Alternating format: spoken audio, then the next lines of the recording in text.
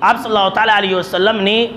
ہمیں یہ تعلیم دی ہے کہ اگر کسی انسان کے دل میں یہ وسوسہ آ جائے، یہ خیال آ جائے کہ فلاں کی وجہ سے ایسا ہو رہا ہے، یعنی کہ بدشگونی کا اگر خیال آ جائے، تو وہ انسان فوراً یہ دعا پڑھ لے کہ اللہم لا طیر الا طیرک ولا خیر الا خیرک ولا الہ غیرک۔ اور سن لیجئے کہ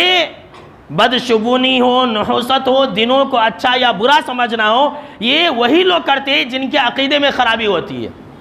یہ وہی لوگ سمجھتے ہیں سفر کا مہینہ ہو یا پھر رجب کا مہینہ ہو یا پھر شوال کا مہینہ ہو یا پھر کوئی اور دن ہو، اس کو منحوس اور برا وہی لوگ سمجھتے ہیں جن کے عقیدے کے اندر خرابی ہوتی ہے۔ جن کا عقیدہ صحیح ہوتا ہے وہ تو یہی ایمان اور عقیدہ رکھتے ہیں کہ سارے دنوں کو اللہ نے بنایا ہے۔ آپ صلی اللہ تعالیٰ علیہ وسلم نے اس دعا کے اندر یہی سکھلائی کہ اے لوگو تم اللہ سے دعا کرو کہ اے اللہ تیرے شگون کے علاوہ کوئی شگون نہیں ہے، اور تیرے بھلائی کے علاوہ کوئی بھلائی نہیں ہے، اور تیرے علاوہ کوئی معبود برحق نہیں ہے۔ تیری پرمیشن کے بغیر کسی کے ساتھ نہ ہی نقصان ہو سکتا ہے اور نہ ہی تیری اجازت کے بغیر کسی کو کوئی فائدہ پہنچا سکتا ہے۔